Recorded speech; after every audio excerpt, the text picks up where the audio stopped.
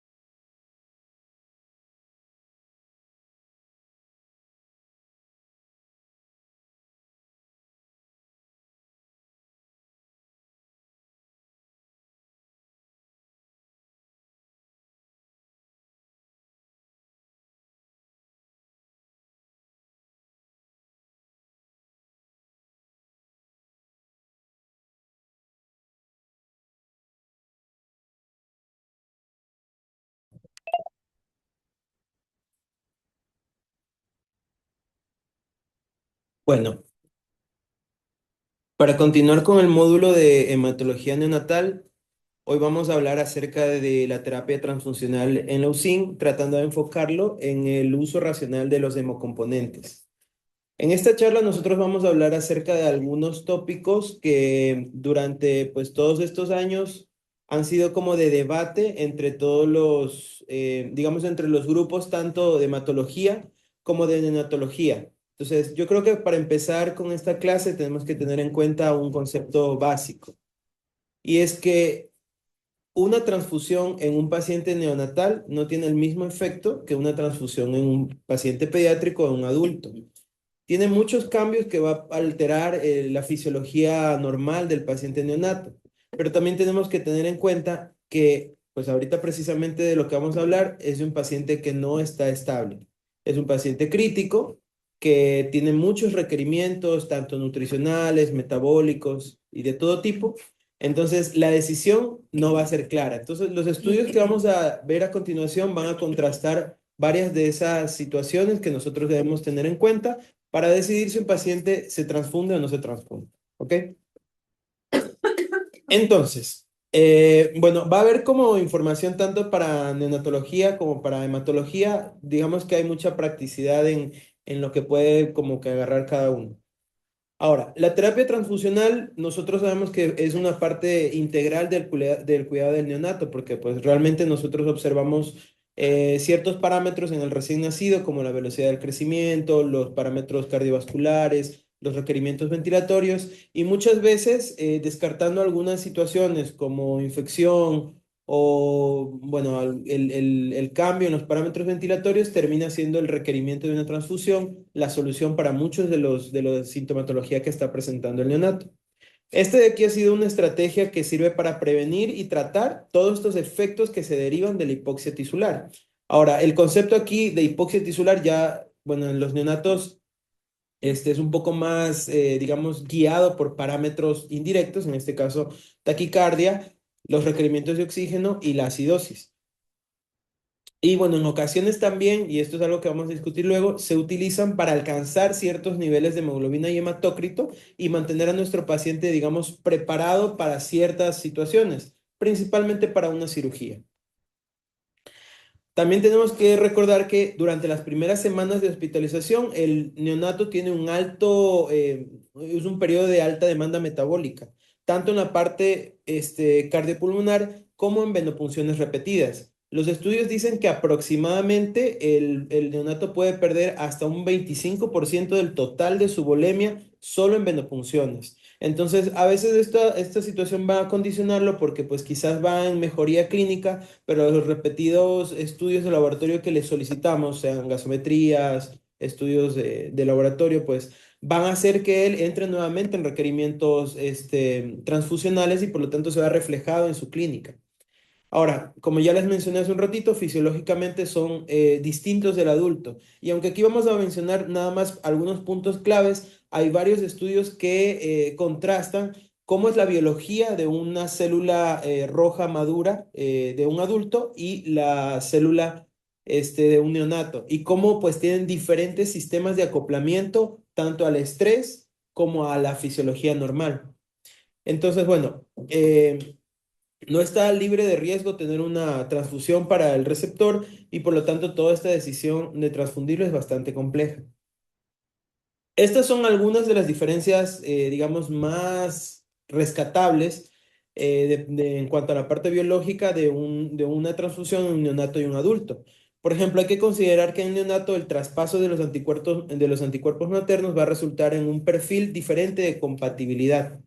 Entonces, realmente, pues vamos a ver más adelante, pero hay ciertas pruebas que no vamos a realizar en un neonato porque pues no tienen la capacidad suficiente para generar una respuesta inmunológica tradicional, lo podríamos decir, del adulto. La inmadurez inmune también va a predisponerlo a ciertas complicaciones tanto infecciosas como metabólicas y redundando en esto, pues también algunas complicaciones inmunes. Y pues el neonato va a tener mayor riesgo de inestabilidad hemodinámica ya que su sistema, su cuerpo como tal, no está diseñado o todavía no alcanza una suficiente maduración para acoplarse a estos cambios rápidos tanto en bulimia, que es como lo más notable, como en cambios, digamos, un poco más bioquímicos, que son muy rápidos, como una transfusión de componentes que son de adultos. Ahora, algo que también tenemos que mencionar es que los neonatos tienen mayor susceptibilidad a errores de identificación, porque pues generalmente están en el mismo lugar, nacen el mismo día, a veces a la misma hora, tienen la misma enfermedad, entonces muchas veces ocurre esto y los registros realmente sí mencionan que pues hay mucho de esta confusión y también mayores efectos adversos. Y de hecho los estudios que se hicieron pues en Gran Bretaña mencionan que en comparación a los adultos, que pueden tener hasta 1 a 2 eventos por millón de transfusiones, en los neonatos pueden ser hasta 37 a 40 eventos por millón de transfusiones, lo cual pues es muchísimo cuando se hace ya la diferencia. Así que para empezar con pues algunos datos que nos van a servir a nosotros y algunas dudas que tenemos en la parte, sobre todo de banco de sangre, vamos a ver desde el inicio la recolección, el procesamiento y almacenamiento de estos paquetes globulares. Bueno, entonces, una de las preguntas que se hace generalmente sobre qué es mejor para mi paciente, si darle una transfusión derivada de un donante masculino o de uno femenino, pues se hicieron algunos estudios, aquí traigo nada más dos, son una lista bastante amplia de algunos estudios que se han realizado.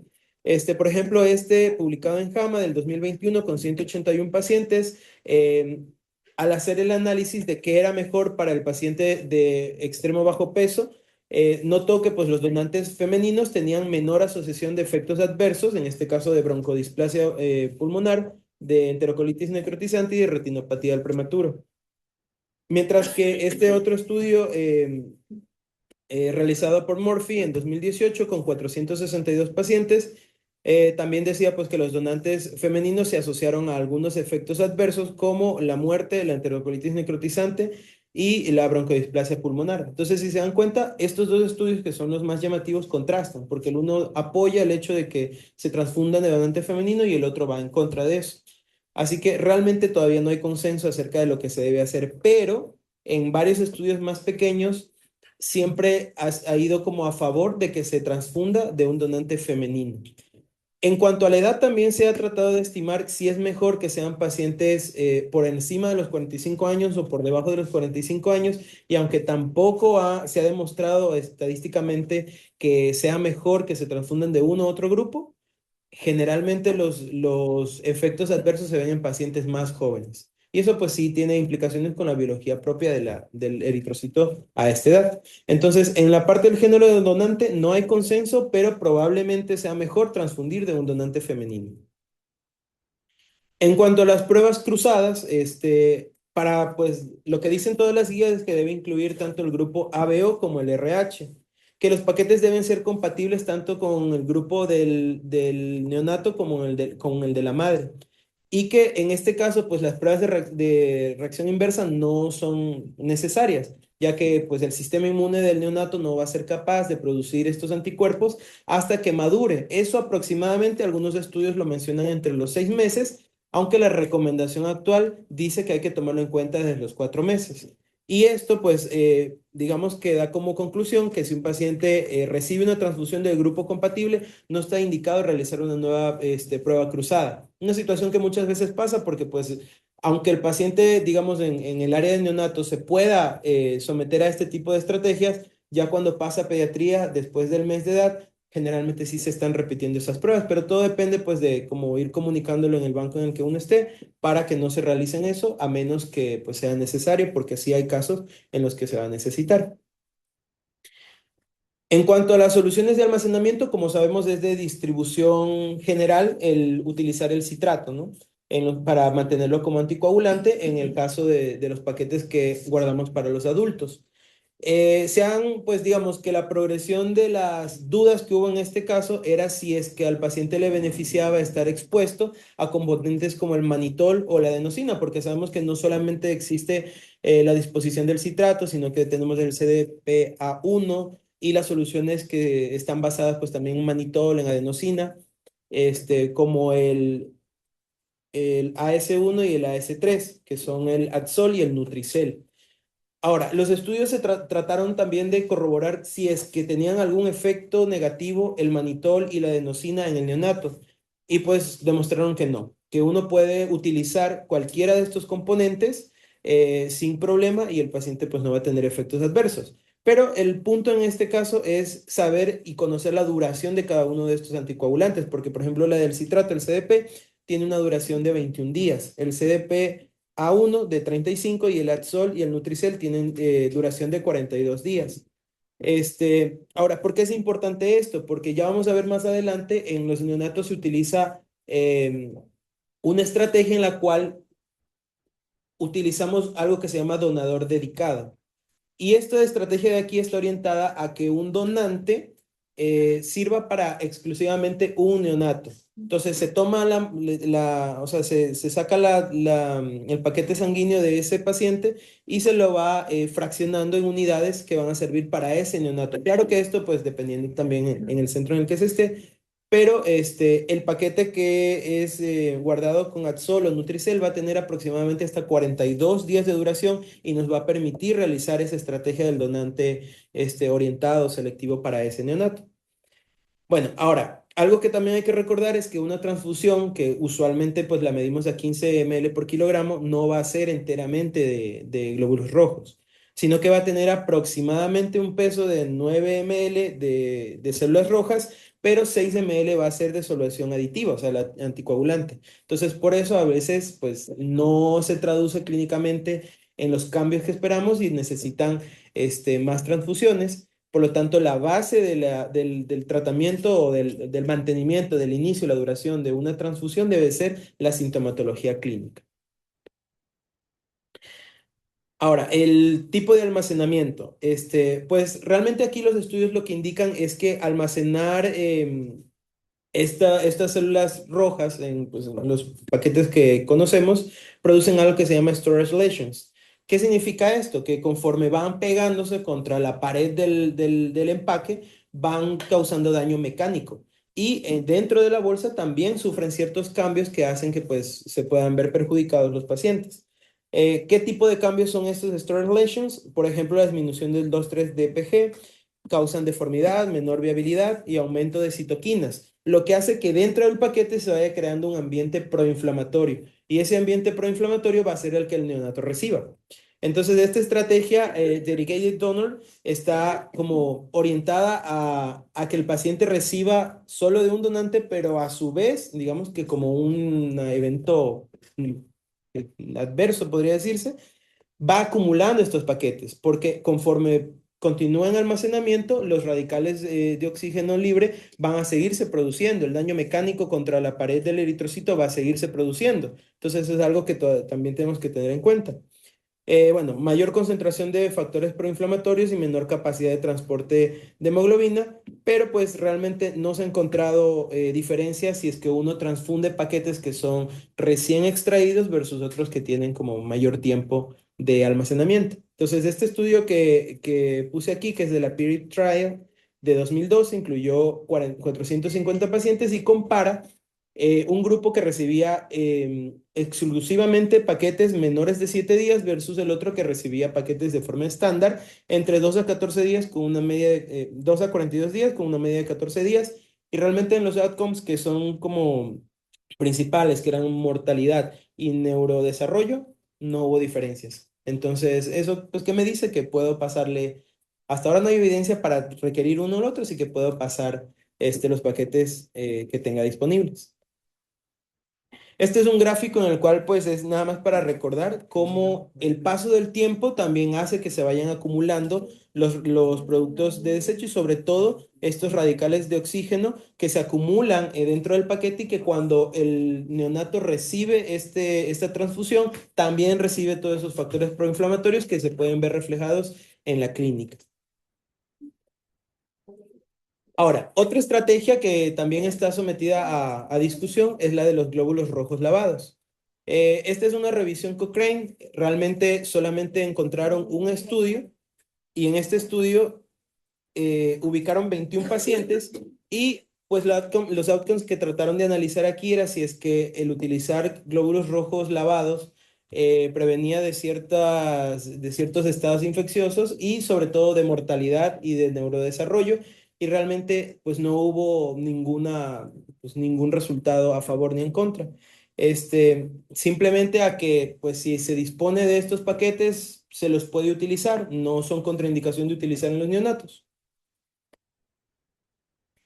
Y los productos irradiados. Bueno, esta estrategia de los productos irradiados está orientada a inactivar a los leucocitos del donante que podrían causar un GVH, enfermedad contra huésped asociada a la transfusión, que es una complicación muy rara, pero que puede ser muy severa. Sobre todo porque pues, los neonatos tienen un sistema inmune inmaduro y pues van a reaccionar de una forma diferente. Pero hay que tener en cuenta que la irradiación de los productos, de los hemocomponentes, va a reducir la viabilidad de estos glóbulos rojos y también su funcionalidad. Y algo extra que producen esta disminución en la viabilidad es que van a destruir las células y van a liberar potasio. Entonces los productos irradiados van a estar como guardados o exclusivamente utilizados en ciertas ocasiones, pero pues en algunas ocasiones este tipo de pacientes, que básicamente son aquellos que van a recibir transfusiones intrauterinas o que tienen sospechas de inmunodeficiencias, o confirmación de inmunodeficiencias, y también se habla de los donantes de primer y segundo grado, si es que van a empezar a recibir componentes irradiados y en algún momento requieren uno y no hay componentes irradiados, pueden recibir cualquier componente. No es necesariamente que tengan que esperar a que existan componentes irradiados. Pero en este estudio que se realizó pues me parece que era 2005, con componentes irradiados versus no irradiados, aunque no hubo diferencias en cuanto a los outcomes principales, que eran mortalidad, y eventos adversos, sí se encontró que los componentes irradiados mejoraban la perfusión cerebral. Entonces, si en algún momento hay que decidir si pasar un componente irradiado o no irradiado, y toca decidir por el irradiado, hay que tratar de que sea al menos en los 5 primeros días en los que fue extraído el paquete. Porque otra estrategia que utilizan pues digamos, los bancos para estos productos es irradiarlos y guardarlos. Pero esos componentes pues tienen la misma efectividad que uno no irradiado. ¿Ok? Ahora, este sí es un tema muy amplio, así que aquí nada más va el resumen del resumen, que es leucodepresión y la infección por citomegalovirus, ¿no? Entonces, básicamente esto ha tenido mucho tiempo en el que se ha hablado acerca de si se necesita o no hacer leucodepresión para evitar la transmisión del citomegalovirus. Entonces, debemos tener en cuenta de forma general que encontrar un paciente que sea citomegalovirus negativo es muy raro. Apenas el 1% de la población donante va a poder, digamos, ser catalogada como un cero negativo. Entonces, el 99% de los paquetes que vamos a tener tienen cierta carga de citomegalovirus. Entonces, estos estudios que están contemplados aquí, el primero habla acerca de qué tan frecuente es la transmisión de citomegalovirus a través de una transfusión, y se dan cuenta, pues en este caso, que con las estrategias actuales es casi imposible que tengan este tipo de infecciones, pero más bien por leche materna sí va a haber mucha de esta transmisión. En cambio, en el segundo estudio se hace pues un metaanálisis, una revisión sistemática acerca de establecer qué es mejor, uno leucodepletado, uno irradiado, y realmente se dan cuenta que con cualquiera de las estrategias, desde la leucodepresión hasta la irradiación, va a ser igual. La transmisión de citomegalovirus a través de las estrategias actuales es casi nula. Entonces, pues se sigue haciendo, y aunque hoy en día incluso hay filtros que tienen una mayor capacidad de leucodepresión, con los filtros estándar la infección por citomegalovirus es casi nula. Entonces, pues hasta ahí son como componentes de banco de sangre, que creo que pues nos quedan como más para nosotros. Ahora vamos a ver qué dicen los estudios clínicos acerca de cómo debemos utilizar las transfusiones, en este caso de glóbulos rojos en los pacientes neonatos. Entonces, algo que tenemos que tener en cuenta es que existen como dos tendencias, ¿no? Hay algo que se llama estrategia restrictiva y estrategia liberadora o liberal. La una, o sea, la diferencia entre las dos radica en que en el uno con valores más altos de hemoglobina y hematócrito, yo tomo la decisión de transfundir o no. Y la otra, con valores más bajos, también tomo la decisión de transfundir o no. ¿Por qué se empezó con esta comparación? Básicamente porque en los adultos con valores de hemoglobina, se fueron dando cuenta que con valores de hemoglobina más bajos, no había problema si se esperaba o no se esperaba en transfundirlos. Así que tratamos de traspolar esta información a los neonatos y dijimos, bueno, vamos bajándole el umbral de la hemoglobina y hematócrito para ver si con menos valores de esto se requiere transfusión y por lo tanto va a ser menos transfundido, menos exposición y todo ese beneficio. Sin embargo, los estudios han sido muy diversos en base a esto. Aquí yo les puse, pues, vamos a verlo en un ratito, pero estos son los puntos de corte de los estudios que inicialmente dieron pie a esta duda, que son el Iowa Trial y el PINT Trial.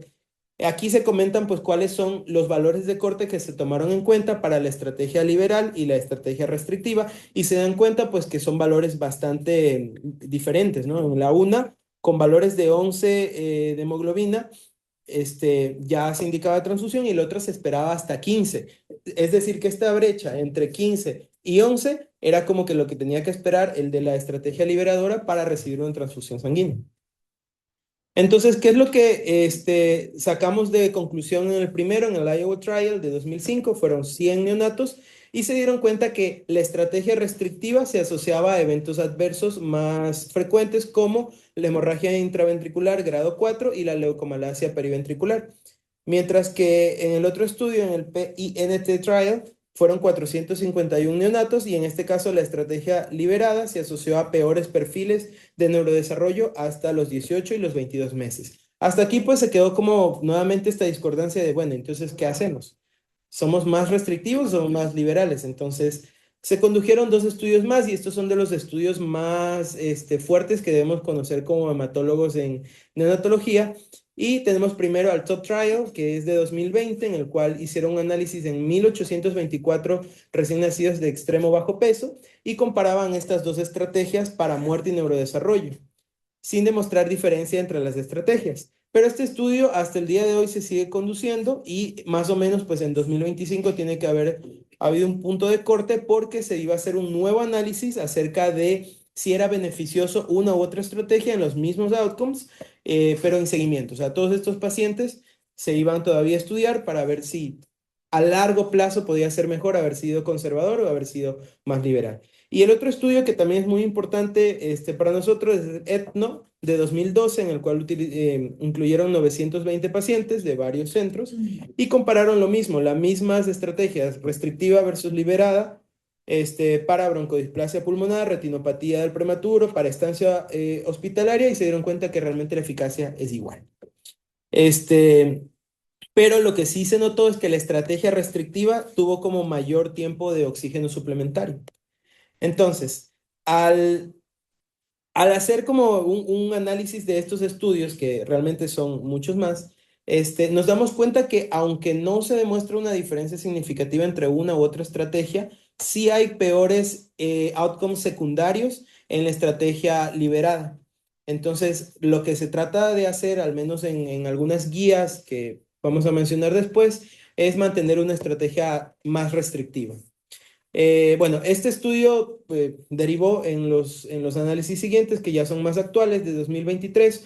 Un metaanálisis que hizo Fox de 4.380 neonatos encontró que hay similar seguridad de eficacia entre ambas estrategias. Y aunque no hay diferencias entre pues, ninguna de estas en cuanto a los outcomes secundarios, sí se dio cuenta nuevamente que los neonatos que se someten a una estrategia restrictiva van a requerir más tiempo de oxígeno.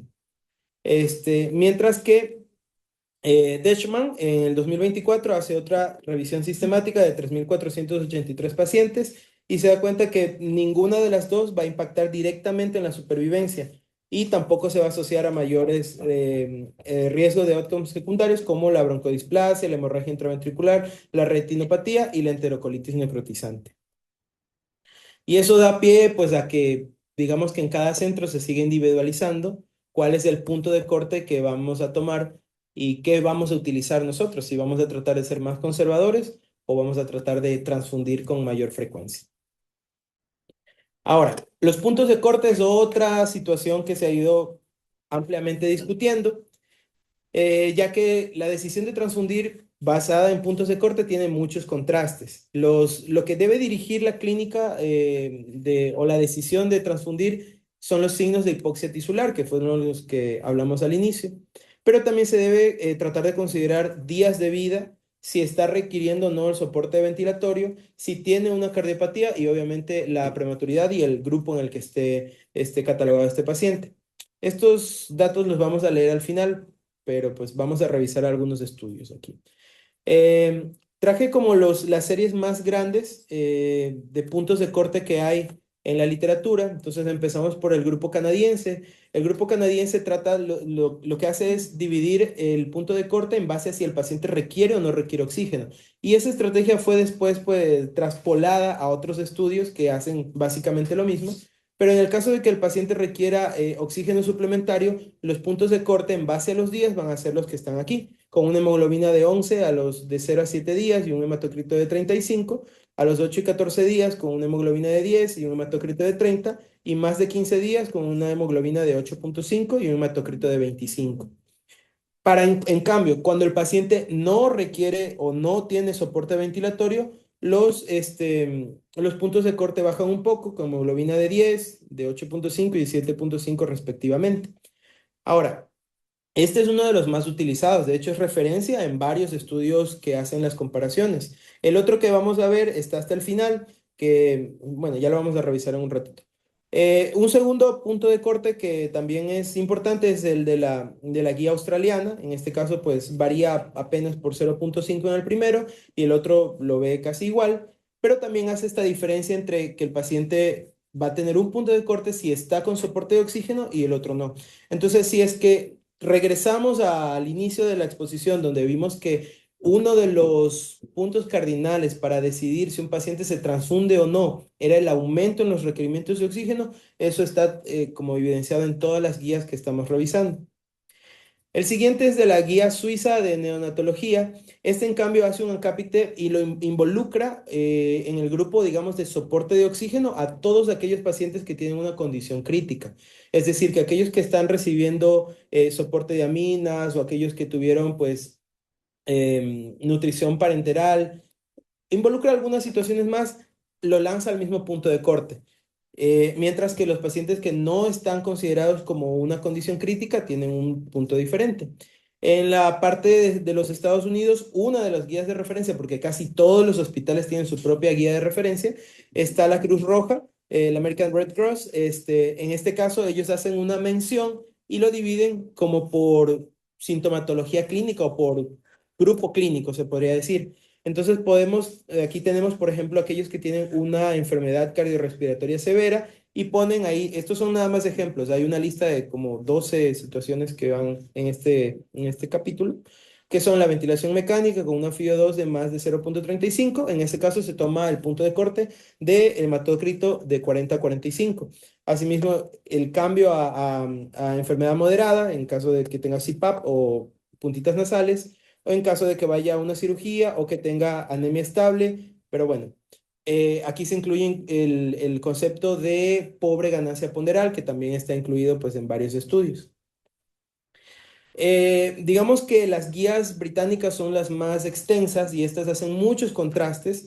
Este de aquí, este compendio, también lo vuelve a dividir como aquellos que requieren, digamos, soportes de mayor flujo, soportes de mediano flujo y aquellos que no tienen soporte ventilatorio y hacen sus puntos de corte, pero si se dan cuenta, estos son un poquito más mayores a los que habíamos mencionado. En el primer día de 12, de 1 a 7 días también de 12, de 8 a 14 días de 10 y de más de 15 días de 10. Entonces, pues, esta es otra tendencia, esa es la tendencia que se utiliza, eh, utilizan los británicos. Y el más utilizado, y ese lo van a encontrar también en muchísimos artículos que hacen análisis de puntos de corte, es este International Steering Committee, que está publicado en JAMA, y el cual creo que es el punto de referencia en casi todas las guías de los Estados Unidos, que es de 11, 10 y 9 para 0, 7, 8, 14 días y más de 15 días, y asimismo lo divide como sin requerimientos de oxígeno y con requerimientos de oxígeno.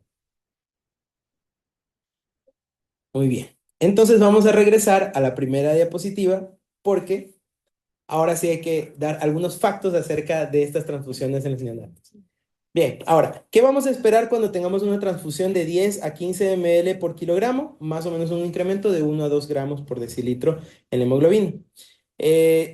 Los estudios hablan de que de preferencia se debe utilizar una vía central y recomiendan que se utilice pues un PIC de 24 a 28 Gauss, pero pues todo depende del lugar en el que estemos y qué tipo de accesos nosotros dispongamos, porque pues sabemos que no es una vía que podamos accesar en todos los hospitales. También hay una recomendación para no infundir la sangre con otras infusiones, valga redundancia, ¿no? Pero esta recomendación está basada en el hecho de que hay muchos reportes de eventos adversos cuando se utilizan como combinación de de estas infusiones. Y ahora, para evitar la sobrecarga de volumen, la recomendación actual, pues ya vamos a hablar en un ratito de eso, es la velocidad de infusión, que la recomendación es de mantenerla entre 4 a 5 ml por kilogramo hora, ya que en muchos, digamos, en la práctica de neonatología, muchas veces se utiliza el diurético de forma profiláctica para evitar la sobrecarga de volumen, pues los estudios realmente no han respaldado esta práctica de colocar el diurético después de una transfusión y más bien se ha visto varios efectos adversos, sobre todo a nivel hidroelectrolítico. Y bueno, ¿y qué hay con suspender la alimentación mientras se está transfundiendo? Porque una de las complicaciones que vamos a ver al ratito es la hipoglicemia. El paciente pues no tiene una capacidad aún suficiente para activar su sistema de gluconeogénesis. Entonces, durante las 2, quizás más horas que tenga la transfusión, el paciente va a pasar en ayuno. Entonces, la recomendación es que el paciente puede igual comer mientras se está transfundiendo. Ahora, vamos a hablar acerca de complicaciones asociadas a las transfusiones. Entonces, aunque hay varias, una lista de varias complicaciones, vamos a hablar de las tres más importantes. La hipercalemia es una complicación rara pero severa cuando se vaya a presentar. Hay un estado bastante grave que se llama Transfusion Associated Hyperkalemia Cardiac Arrest y que es la forma más severa de esta complicación. La estrategia para evitar esta complicación es mantener una velocidad de infusión de al menos en 2 horas para prevenirla.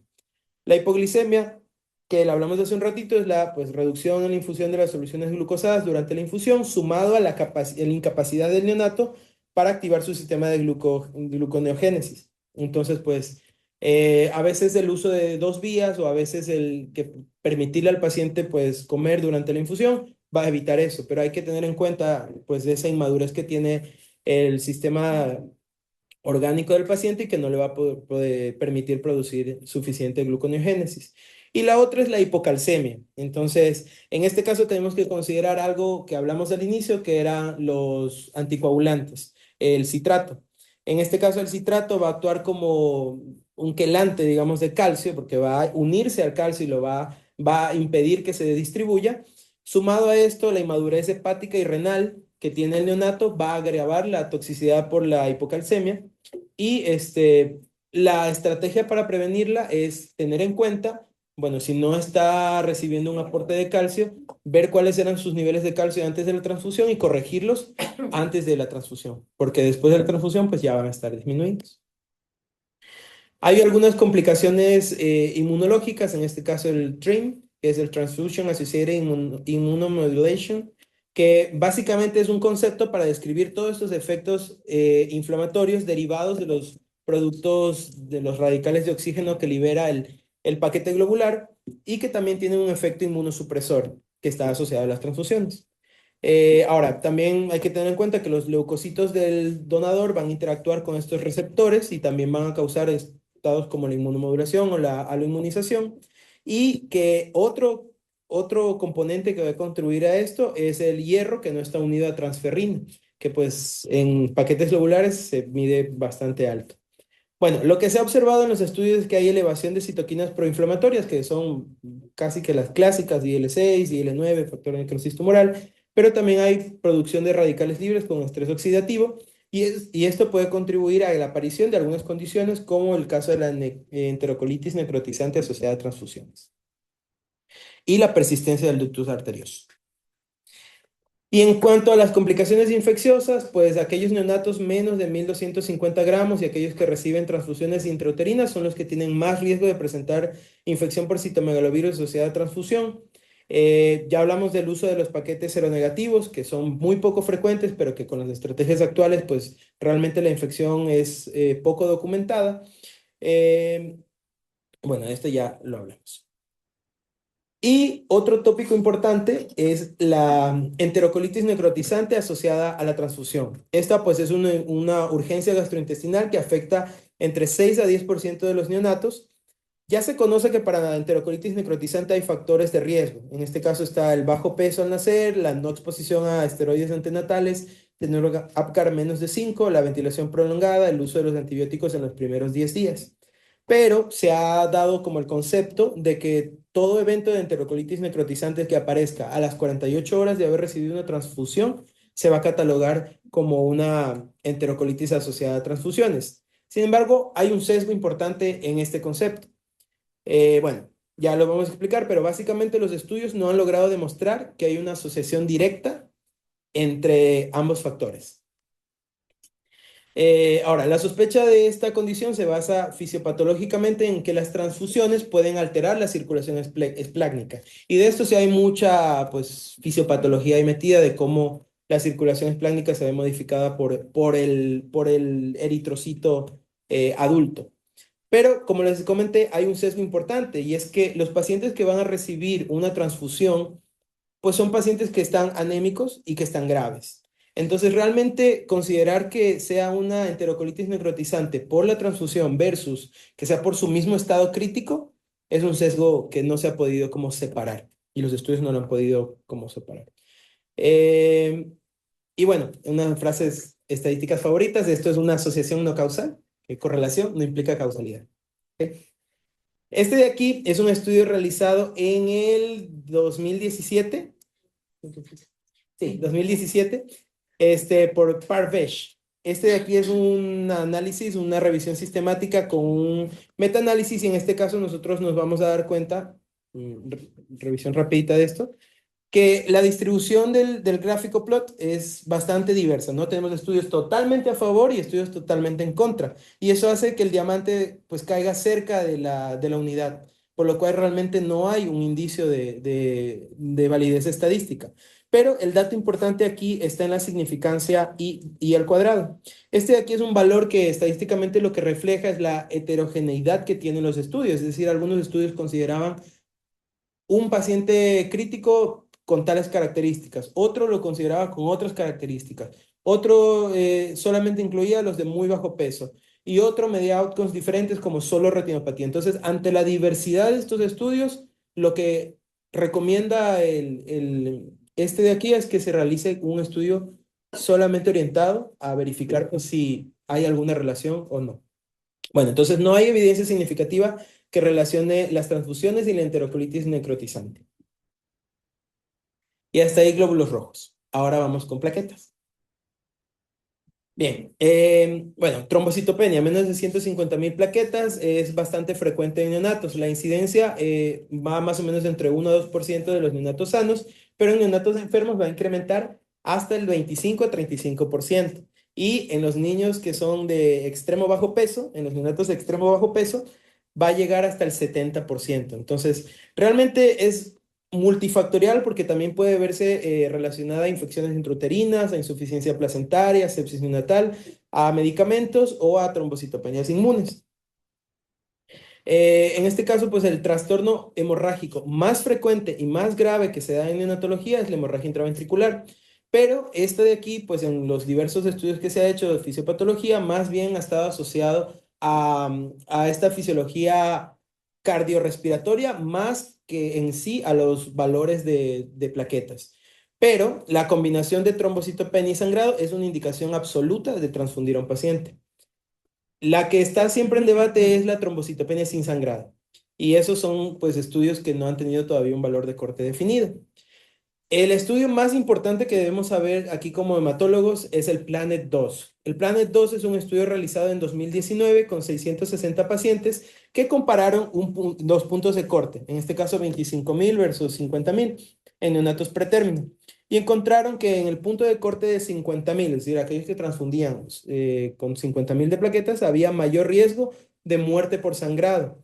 Y también había mayor riesgo de broncodisplasia pulmonar, menor posibilidad de alta a las 38 semanas y sobre todo esto no se limitó a grupos de alto riesgo, eso se puede traspolar a cualquiera de los grupos este punto de corte. Entonces, en base a eso, varios estudios han analizado, digamos, la misma conjetura, variando un poco entre 30.000 a 40.000, pero siempre con el corte de 50.000 y ese de ahí es el punto de corte, digamos, hasta ahora aceptado.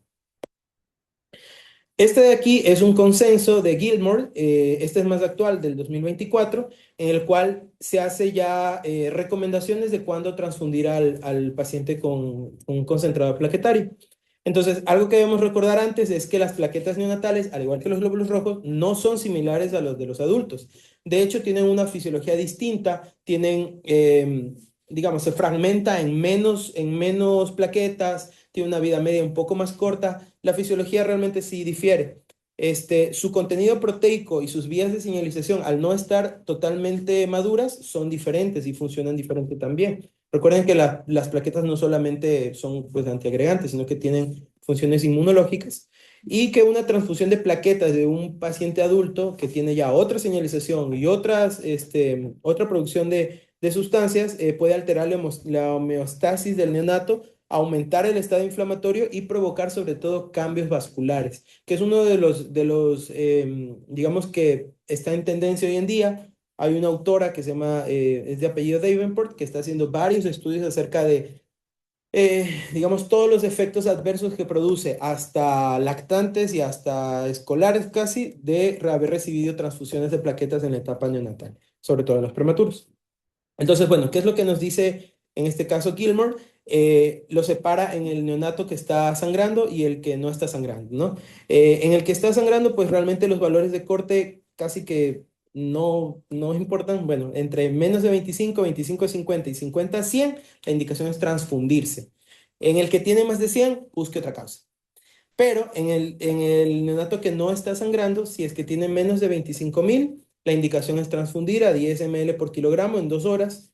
En el de 25 a 50.000 se debe considerar, si el paciente está estable, podríamos no transfundirlo, pero si presentamos, por ejemplo, el paciente crítico, hemodinámicamente inestable o que tenga un evento de sangrado mayor, bueno, a estas condiciones que están aquí, es mejor transfundirlo. Mientras que si no está sangrando y tiene arriba de 50.000, definitivamente no hay recomendación para transfundir. Él hace un pues, pequeño algoritmo aquí, nada más para recordarlo, el no bleeding neonate, el neonato que no sangra, vamos directamente al conteo plaquetario. Si tiene menos de 25.000, lo transfundo. Si tiene arriba de 25.000, veo si tiene sangrado, un pues, signo de sangrado mayor, y si lo tiene, lo transfundo. Y si no lo tiene, pues veo si es que lo van a intervenir cercano, entre las 24 y 48 horas, o pues inmediatamente. Y si es así, lo transfundo. Y si no es así, nada más le doy seguimiento, porque eso es algo que igual se puede ir recuperando. Y hasta ahí plaquetas. Ahora, plasma fresco. Bueno, este es más rápido. El plasma fresco congelado, pues ampliamente utilizado en la SUSIN, especialmente en los neonatos severamente enfermos. Los estudios dicen que hasta el 50% de los pacientes neonatos van a recibir una transfusión de plasma de forma profiláctica. Pero pues la administración de este plasma fresco se va a asociar a mayor riesgo de hemorragia pulmonar, trombosis venosa y en sí de mortalidad. Ahora, el diagnóstico de la coagulopatía sí es un reto porque hay mucha variabilidad en los puntos de referencia en el coagulograma. Y esto se debe a que el sistema hemostático neonatal es inmaduro, pero en su inmadurez es equilibrado. ¿Ok? Bueno, entonces los valores de corte del coagulograma no siempre se van a relacionar de forma directa al riesgo de sangrado. Y la recomendación es la transfusión de los paquetes de plasma fresco congelado solo en pacientes cuando tengan trastornos del coagulograma y sangrado activo, entren en coagulación intravascular diseminada y en el caso de defectos congénitos. Este de aquí es un cuadro que lo coloca la Sociedad Española de Neonatología, que está separado por edad gestacional y pues también por edad natal, en la cual vemos cómo hay una variabilidad tanto en el TP, en el TTP, en los conteos de fibrinógeno, desde el nacimiento, pues prematuro, hasta posterior a la edad gestacional, y vamos que iniciando en 21 va recorriendo 16, 15, 14, y estos son pues una de las tantas guías que hay para tomar en cuenta de cuándo corregir un coagulograma, pero esa idea básicamente es la que hay que quitarnos, porque no se recomienda la corrección de un laboratorio, sino considerar la situación clínica del paciente. Entonces, por ejemplo, aquí hay como un pequeño resumen de cuándo se debe considerar pasar plasma. En los neonatos que tengan pues sangrado activo. En enfermedad hipóxica isquémica que está en hipotermia terapéutica y que tiene sangrado. En los neonatos prequirúrgicos que tienen sangrado. Pero se debe considerar si vemos una prolongación de por lo menos 2 veces los valores que tuvimos en referencia un ratito de TP y TTP, con riesgo de sangrado, incluso si aún no han sangrado. Pero cuando no debemos utilizar el plasma para corregir un laboratorio, para expansor de volumen y para hipotensión. En ese caso, pues la recomendación es cristaloides isotónicos. Y eso es todo. Muy bien, Byron.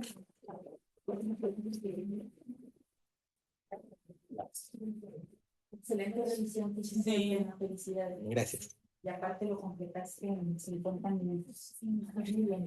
Yo creo que aquí este tema ya lo hemos visto en varias ocasiones con los de hemato-oncología. Más bien quiero comentar para todos, pero específicamente con los neonatos, cómo debe haber la comunicación con su banco de sangre. Es muy importante que al lugar donde ustedes vayan a trabajar, vayan y se presenten al banco de sangre y vean cómo están trabajando. ¿Por qué?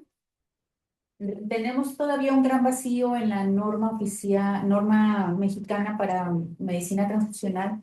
Es 2012, la última. Hay proyectos desde el 2016 y no ha salido la nueva norma, que salía en noviembre del 25, pero aún así no. Entonces tenemos más de 10 años con una norma que ya para muchas cosas queda obsoleta.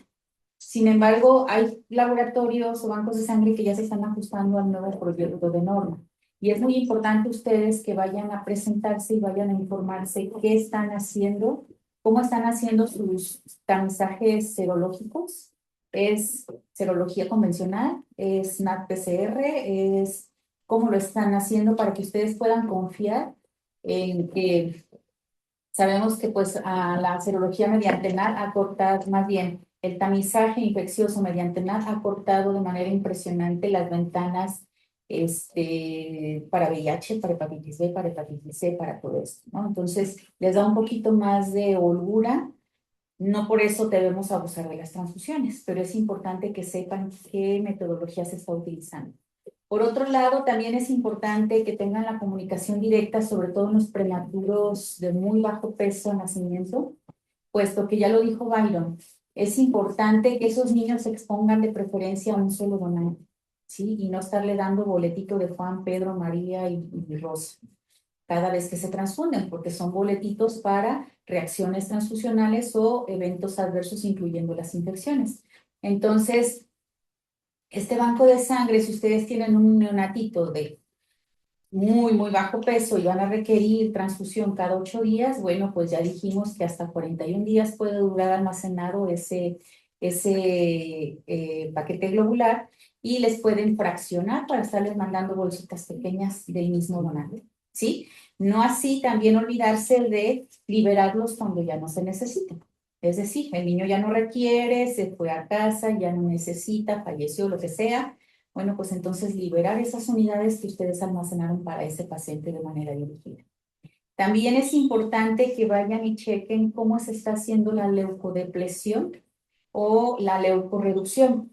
En este hospital anteriormente nos daban las galletitas a cada quien y la leucodepresión se hacía a pie de cama o a pie de paciente. Entonces, es importante que ustedes chequen si se hace en el laboratorio o si les van a dar a ustedes los filtros para que ustedes lo hagan antes de la transfusión, porque eso por norma se debe hacer. Y no nada más para el citomegalovirus, ¿no? Es como un leucorreductor para evitar reacciones transfusionales a los leucocitos. Entonces, para que de alguna manera, aunque ustedes no son ni médicos transfusionistas, ni el jefe del laboratorio del banco, ni mucho menos, La norma sí les obliga a saber que deben pasar en los componentes leucodepletados o leucotriensados, ¿vale? Y si ustedes no preguntan, pues igual no se los leucodepletan en banco de sangre y los están pasando así. Imagínense a los neonatos súper prematuros, pues el riesgo que esto conlleva, ¿sabes? Por un lado, por otro, es importante también estos estudios que tan impresionantes y con tanta cantidad de pacientes nos dicen que no hay significancia o no hay diferencia para broncodisplasia, para enterocolitis, para todo esto. Híjole, qué bueno, pero son en lugares, países primermundistas. La cultura de donación en nuestro México no existe, es el 3%, y entonces las unidades de hemocomponentes que tenemos son de acarreados. Es decir, no te lo opero si no me traes dos donantes. Y el que no, y el donante peor de todos es el que paga, más bien al que le pagan para que venga a donar, ese es el peor. Pero el segundo peor es el de reposición, porque puede venir y mentir respecto a una historia clínica de antecedentes por tal de que le operen o le den de alta a su paciente. ¿Sí? No es lo mismo en un Colombia, que tiene muy buena cultura de donación, en un Cuba, en un España, etcétera, donde es el donante sano que se cuida simplemente por ser el angelito de la guardia de alguien e ir a donar de manera convencional. ¿Sí? Ronaldo es uno de ellos, es donador altruista. ¿Sale? Se cuida, ni un tatuaje, no se desvela, no bebe, etc. Pero aquí tenemos donadores que, híjole, da miedo. ¿Sale? Entonces, pues siempre tener en mente que son boletitos para la Lotería Nacional, ya les comento que lo que estamos dando. Y otra cosa muy interesante que manejó Byron es el ayuno. ¿Ustedes todavía dejan en ayuno a los niños cuando los transfunden? Ya no. No. No. A ver. Depende del turno. Depende del turno. Bueno, pues ya vieron que no hay evidencia, ¿no? De que eso sea la causa. Depende de los líquidos, depende de los líquidos. No, yo no lo hago, pero voy a titular a mis hijos. Ahí nos avisa. Ahí nos avisan. Lo mismo es del diurético. Que a veces uno lo hace por tener la conciencia tranquila, ¿no? Pero que a veces uno lo hace por tener la conciencia tranquila, pero que tampoco hay evidencia. Y recordemos que otra de las cosas en medicina transfusional es reportar los eventos adversos. Es decir, ustedes tienen un evento adverso asociado a la transfusión, no es nada más suspender y atender al niño, hay que reportarlo, hay que regresar a banco de sangre el paquete que se estuviera transfundiendo, un tubo morado, un tubo rojo, muestra de orina y la hojita que a ustedes les mandan para hacer el estudio. Porque, ¿qué tal y es un niño que se va a seguir transfundiendo y ustedes no están identificando cuál fue la causa que lo está poniendo en riesgo en ese momento? Todas las reacciones transfusionales, excepto el TACO, que es, ya lo decíamos, es el que se nos fue de líquidos. De ahí en más se tienen que estudiar las reacciones transfusionales. ¿Vale?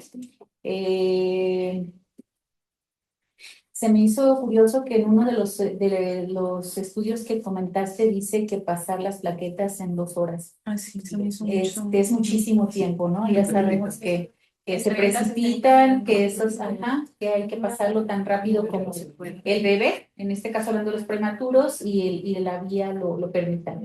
Y la norma es muy específica, chicos.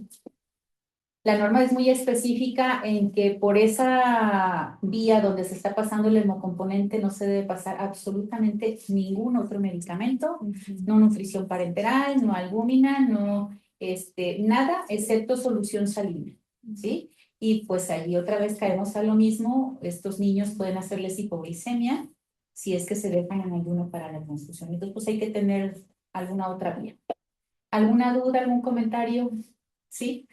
Nosotros en mi unidad en Colombia, nosotros, pues no sé si aquí tengan, pero pues pueden que ellos estén expuestos después, tenemos ECMO, pues neonatales. Ajá.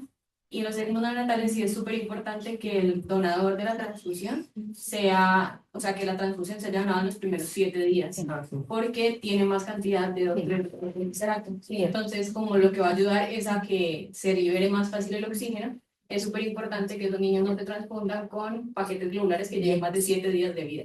También está recomendado pues para los niños de enterocolitis o niños que tengan como mucha hipoxia tisular, pero en general para los de ECMO sí es súper importante que en los últimos 7 días haya sido la donación. De acuerdo. También eso es importante, saber qué tan viejo es el paquete que ustedes están transfundiendo. Y todo eso viene en la etiqueta, no es que a veces no le hacemos caso. En los bancos de sangre más grandes, aquí lamentablemente no. De hecho, en el INP creo que en el siglo XXI también se da prioridad a los hasta en el civil viejito, solo aquí en nuestro civil nuevo no. De las unidades de sangre, los primeros 7 días se los dan a los neonatos y en los lugares donde tienen irradiación se irradian para todos los neonatos. Sí. Pero aquí no. A lo mejor es algo que ustedes deberían pedir, neonatólogos. Unidades nuevas. Sale. ¿Algo más allá? Entonces, ¿en cuánto tiempo pasamos las plaquetas?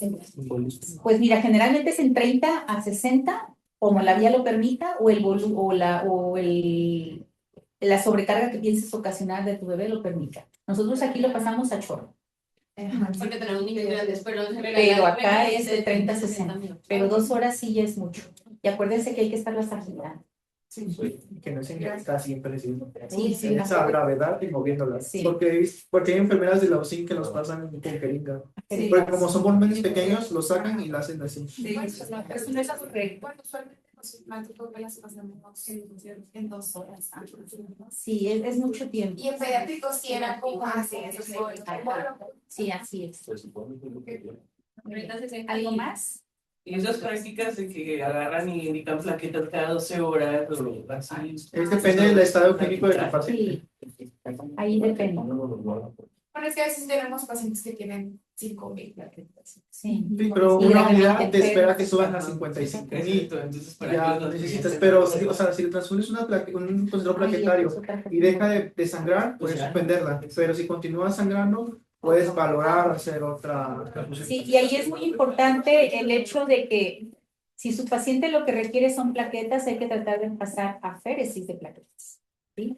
Es decir, no mandar a donación convencional, sino que una féresis plaquetaria tiene el concentrado o tiene la cantidad de plaquetas hasta 8 veces de lo normal, de una donación convencional, y en poquito volumen, y de un solo paciente. De un solo donante, perdón. Entonces, cuando esa sea su necesidad, hay que mandar al familiar a donación por aféresis. Y pasan una cosecha muy rica. ¿Vale? ¿Algo más? Muy interesante este tema, da para mucho, pero si hay alguna otra duda, pues la comentamos al principio del siguiente tema. ¿Vale? Gracias otra vez, Byron. Sí. ¿Terminamos al final del curso o el jueves? Dame un segundito, nomás déjales